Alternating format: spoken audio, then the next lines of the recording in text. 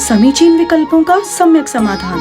सुनिए परम पूज्य श्रमण श्री सुप्रभ सागर जी महाराज के मुखारविंद से YouTube चैनल सुप्रभ उवाच पर शुभाशीष परम पूज्य श्रमणाचार्य 108 श्री विशुद्ध सागर जी महाराज।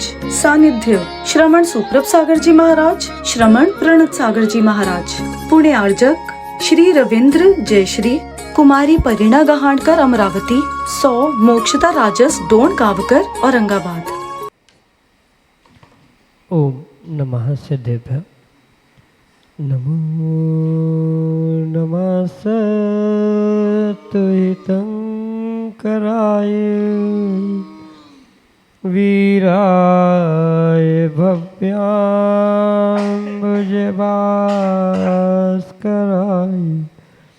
अनन्तलोकाय सुरार्चिताय देवादिदेवाय नमो जिनाय देवादिदेवाय नमो जिनाय। पंच परमेष्टि भगवान की परम पूज्य आचार्य भगवंत गणाचार्य श्री विराग सागर जी महाराज की, परम पूज्य पट्टाचार्य आचार्य भगवंत गुरुवर विशुद्ध सागर जी मुनि महाराज की, परम पूज्य मुनि श्री प्रसम सागर जी सुप्रभ सागर जी महाराज जी की।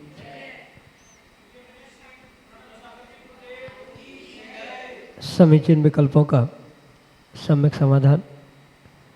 सम्यक ज्ञान की वह अनूठी विधा जिसके माध्यम से हम सभी अपने मन में उठते उन अनेकानेक समीचीन विकल्पों का सम्यक रूप से समाधान प्राप्त करके अपने मन को निर्विकल्प बनाने का प्रस्ताव करते हैं, क्योंकि मन की निर्विकल्पता ही आत्मा का वास्तविक सुख है। और ऐसे आत्मकल्याण की अनूठी विधा परम पूज्य आचार्य भगवंत गुरुवर विशुद्ध सागर जी महाराज के मंगल सुभाषित से परम पूज्य मुनि श्री सुप्रभ सागर जी महाराज द्वारा प्रतिदिन हम सभी को प्राप्त होती है। तो आप भी पुरुषार्थ करें और अपने मन के विकल्प को समीचीनता के साथ परम पूज्य मुनि से तक प्रेषित करते हुए उसका सम्यक रूप से समाधान प्राप्त करें। प्रारंभ करते हैं आज का सम्यक समाधान। और आज के पहले विकल्प के लिए प्राची जैन लखनऊ उत्तर प्रदेश से महाराज के चरणों में बारंबार नमोस्तु निवेदित करते हुए अपना समीचीन विकल्प लग रहे हैं कि महाराज जी, नरक या स्वर्ग में जो देवता आदि होते हैं उनके साथ अच्छा या बुरा व्यवहार होता है तो वो भय क्रोध आदि से ग्रसित रहते हैं। इसे तो बुरे कर्मों में गिना जाता है, परंतु वे तो कर्म भूमि नहीं है, तो फिर ये कैसे संभव होता है। हमारे समीचीन विकल्प का सम्यक समाधान करने की कृपा करें। नमोस्तु महाराज जी, नमोस्तु। ओम नमः सिद्धम।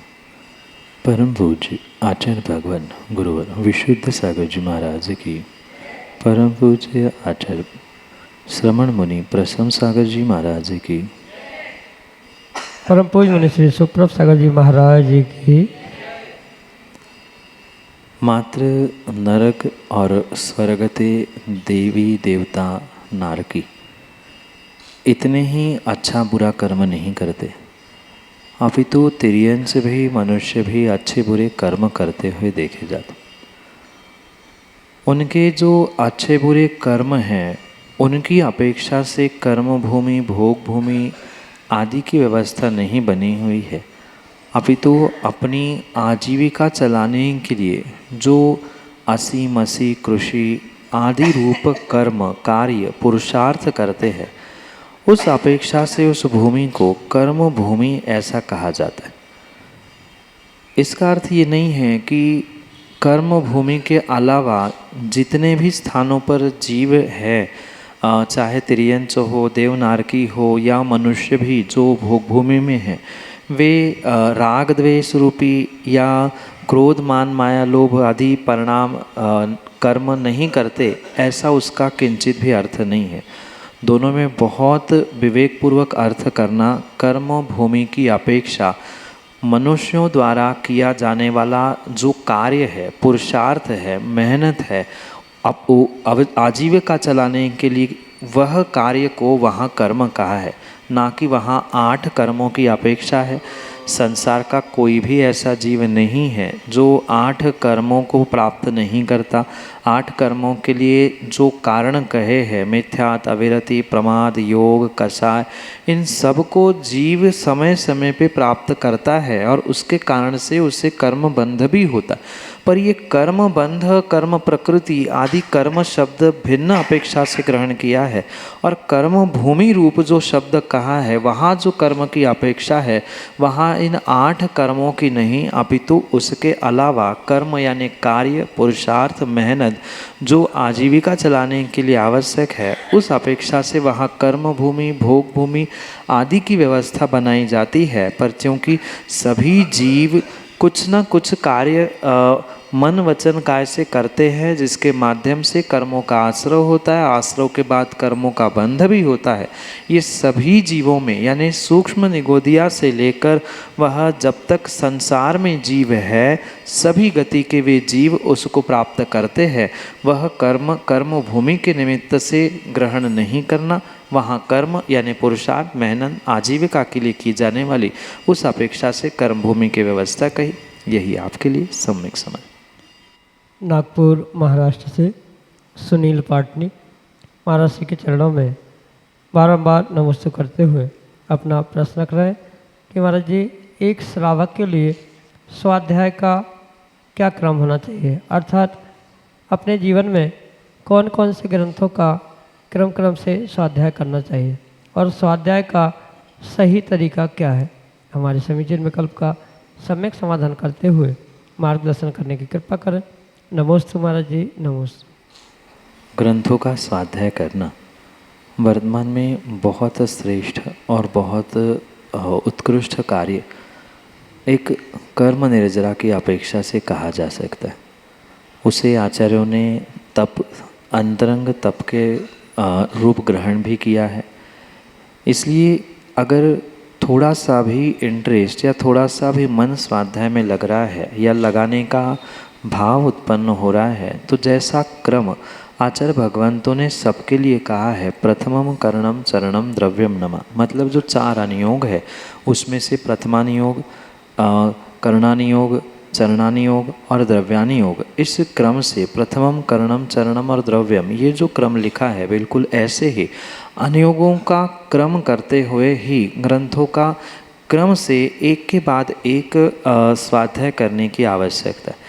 प्रथमानुयोग में जो भी पुराण ग्रंथ होते हैं, बहुत अच्छी बात है कि पद्म पुराण एक ऐसा विशेष ग्रंथ है जहाँ रविसेन महाराज ने बहुत अच्छे तरीके से न्याय निपुणता, व्यवहारिकता, धर्म आदि बहुत सारे विषयों को स्पर्श किया है। अगर कहीं से आपको स्वाध्याय करना प्रारंभ करना है तो प्रथमानुयोग के पद्म पुराण जो 3 भागों में उपलब्ध है मूल रूप से, उससे ही शुरुआत करनी चाहिए। साथ में कुछ करणानियों के विषयों को अगर वो भी कठिन लग रहा है, चरणानियों के विषय भी कठिन लग रहे हैं, तो भी प्रथमानियों के ही विषयों को, मतलब पद्म पुराण के बाद आदि पुराण, हरिवंश पुराण आदि ग्रंथों का भी प्रयोग करते हुए आप स्वाध्याय के अपने उस क्रम को वृद्धिंगत कर सकते हो।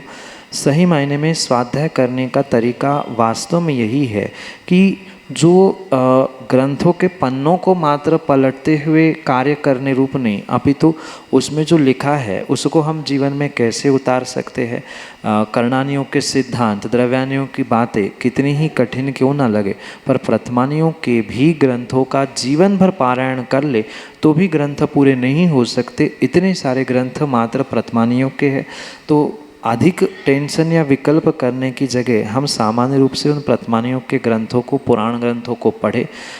उसी विषय से बहुत सारे ऐसे ग्रंथ हैं, जैसे मैं हर युवाओं से कहता हूँ कि धर्म परीक्षा नाम का आचार्य अमित गति स्वामी द्वारा एक ग्रंथ लिखा, वह प्रत्येक युवा को स्वाध्याय या धर्म से जुड़ने से पहले करना बहुत आवश्यक है।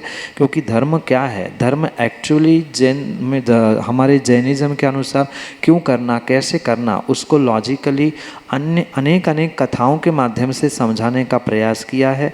पद्म पुराण या फिर धर्म परीक्षा, इन ग्रंथों से आप अवश्य अपना स्वाध्याय पूर्ण करें और जो स्वाध्याय में कहा जा रहा है उसे पढ़ने का प्रयास मात्र नहीं, उसे स्वीकार करने का भी प्रयास करें। द्रव्य शुद्धि, क्षेत्र शुद्धि, काल शुद्धि और भाव शुद्धि पूर्वक ही स्वाध्याय मर्यादित स्थान, मर्यादित काल आदि पर ही बैठकर किया जाता है। विनयाचार, उभयाचार, शब्दाचार आदि अनेक उसके अंग स्वाध्याय के या सम्यक ज्ञान के जो कहे हैं उसको प्राप्त करते हुए करने से श्रेष्ठ फल कर्म निर्जरा रूप मिल सकता है।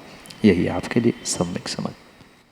टीकमगढ़ मध्य प्रदेश से अभिजैन महाराज जी के चरणों में बारंबार नमोस्तु करते हुए अपना समीचीन प्रश्न रखना है कि महाराज जी पर्व राज पर्यूषण आने वाले हैं और इन पर्व के दिनों में हमें किस तरह की तैयारियां करना चाहिए, हमारे समीचीन विकल्प का सम्यक समाधान करने की कृपा करें। नमोस्तु महाराज जी, नमोस्तु। जिस प्रकार आज तक पर्यूषण पर्व की तैयारी की है उससे कुछ हटकर एक विशेष साधना, त्याग, तपस्या का ये पर्व है, ये जानते हुए एक अंदरूनी तैयारी मानसिकता की करने की आवश्यकता है। क्योंकि बाहर की तैयारी तो सब जगह पे होती है, वस्त्र, कपड़े, द्रव्य, इन बहुत सारे साधनों की तैयारी तो अपने अपने अनुकूलता से व्यक्ति श्रावक करता ही करता है। पर इससे हटकर ये पर्यूषण है क्या, पर्यूषण क्यों किया जाता है, पर्यूषण का उद्देश्य क्या है, ये सब कुछ समझते हुए अपनी आत्म उत्थान की भूमिका, यानी वह पर्यूषण मात्र प्रदर्शन के लिए, प्रदूषण के लिए नहीं अपितु अपने आत्म उत्थान के लिए करने की आवश्यकता है। इसलिए अंतरंग परिणाम परिणति को सुधारते हुए मैं क्या कर सकता हूँ, इस पर्यूषण में हम किस प्रकार से उपवास करते हुए विषय भोग या घर गृहस्थी से दूर कैसे रह सकते हैं, किस प्रकार से हम अपने उस 10 धर्मों को ग्रहण कर सकते हैं। क्योंकि प्रवचन तो सर्वत्र हर मंदिर में सुबह शाम सुनने को मिल सकते हैं, टीवी मोबाइल में भी आजकल सब कुछ बहुत जल्दी उपलब्ध होता है, पर मात्र सुनना नहीं है, सुनते की तैयारी तो हो गई, अब मैं उसे उतारूंगा कैसे, प्रतिदिन छोटे छोटे नियम मैं कैसे ले सकता हूँ, या इस बार त्याग तपस्या करते हुए अनेक जगहों पे जो शिविर आदि होते हैं उनमें से मैं कहाँ अपने आप को जोड़ते हुए क्या विशेषताएं प्राप्त कर सकता हूँ, आदि बहुत सारी बातों की अंतरंग से, मतलब हमारे एक आत्म उत्थान की भूमिका के साथ उसे प्राप्त करने की तैयारी हमें करनी चाहिए। क्योंकि बाहर की तैयारियों से मात्र बाहर का प्रदूषण और प्रदर्शन ही बढ़ सकता है। पर्यूषण तो अंतरंग की, मन की मजबूती से मैं ये तपस्या, मैं ये त्याग, मैं अमुक व्रत, इतनी मालाएं, इतनी पूजा आदि आदि रूप, ये तैयारी करते हुए ही वास्तविकता में ये 10 लक्षण पर्व, पर्यूषण पर्व मनाना इस काल का या इस वर्ष का सार्थक हो सकता है। मन की तैयारी बहुत श्रेष्ठ तैयारी है, उसे प्राप्त करें, यही आपके लिए सम्यक समाधान। नमन जैन, नागपुर महाराष्ट्र से अगले समीचीन विकल्प करें। नमोस्तु महाराज जी। महाराज जी, मेरा ये प्रश्न था कि हमें जैन हो के भी ऐसे रेस्टोरेंट में जाना चाहिए जहाँ वेज और नॉनवेज दोनों मिलता हो, चाहे उसके किचन अलग अलग क्यों ना हो, इसलिए नमोस्तु महाराज। मात्र जैन ही क्या, किसी सामान्य इंसान को भी कायदे से देखा जाए तो नॉनवेज नहीं खाना चाहिए। क्योंकि जहाँ एक स्थान में, एक होटल में ये दोनों पदार्थ एक साथ बनते हैं, वहाँ तो कहीं ना कहीं एक दूसरे की सामग्री, बर्तन, चम्मच आदि का प्रयोग वहाँ पर होता है। भले ही आजकल ये कहा जाता है कि दोनों की किचन अलग है, पर मैं तो कहता हूँ उन स्थानों में आप व्यक्तिगत जाके देख लेना, आपको वहाँ जाने नहीं दिया जाए।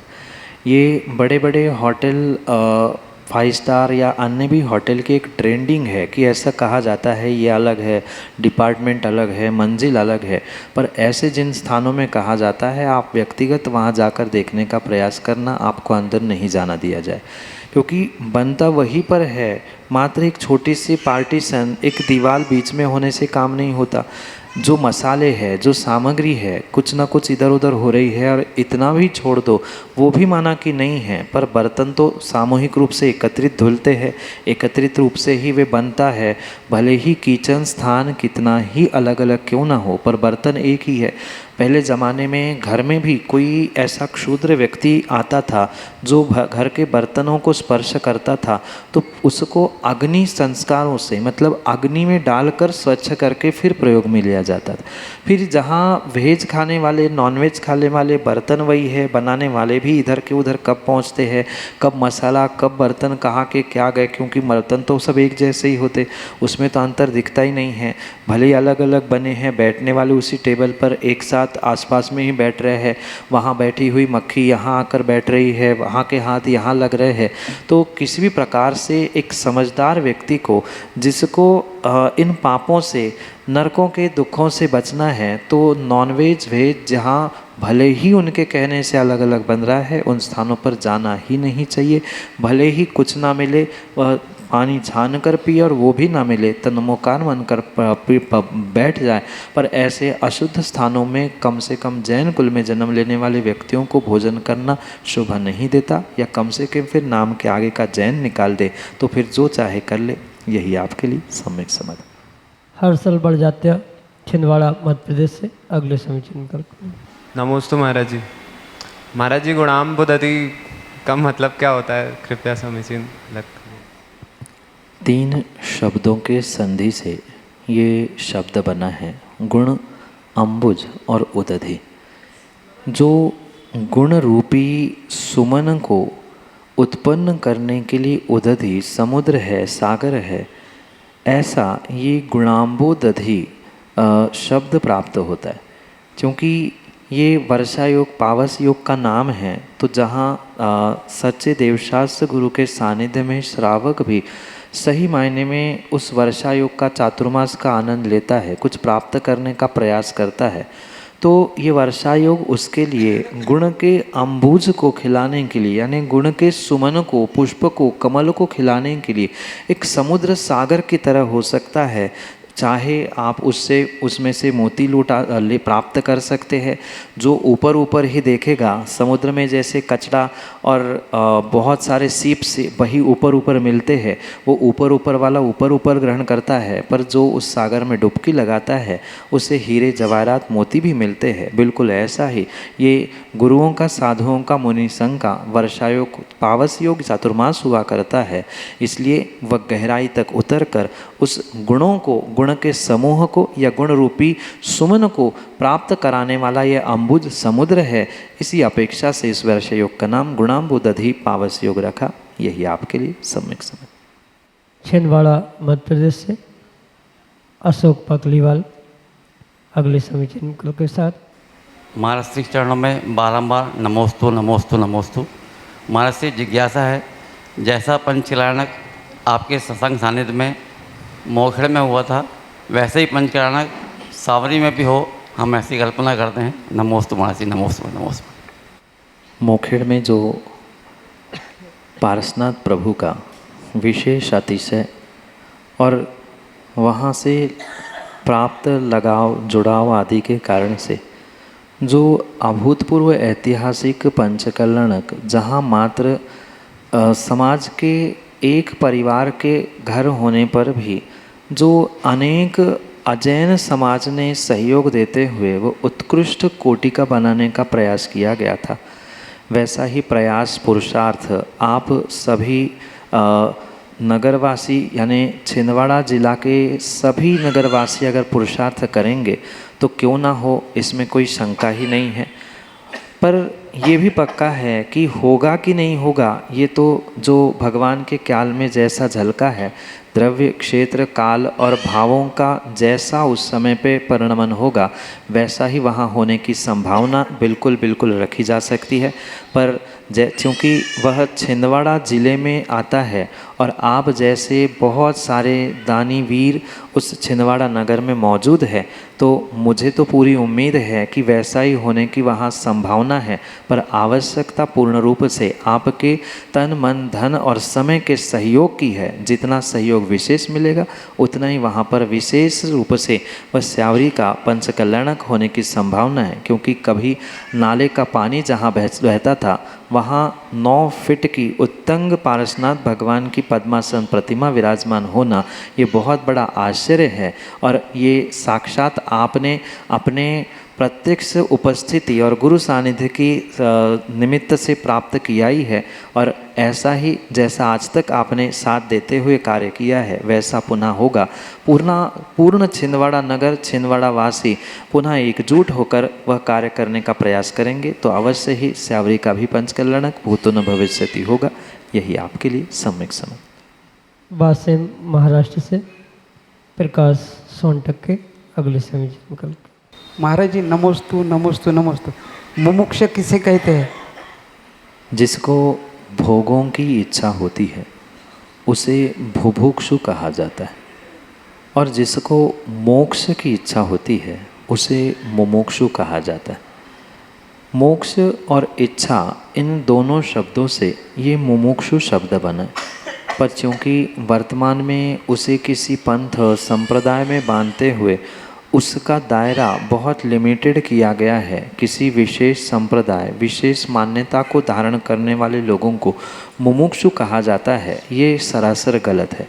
जो श्रावक मोक्ष की इच्छा रखता है, और मात्र श्रावक ही नहीं, मुख्यतः तो निर्ग्रंथ मुनिराज दिगंबर भेष दीक्षा इसीलिए धारण करते हैं कि वे मोक्ष की प्राप्ति करना चाहते हैं, और इसलिए साक्षात निर्ग्रंथ मुनिराज मुमुक्षु है।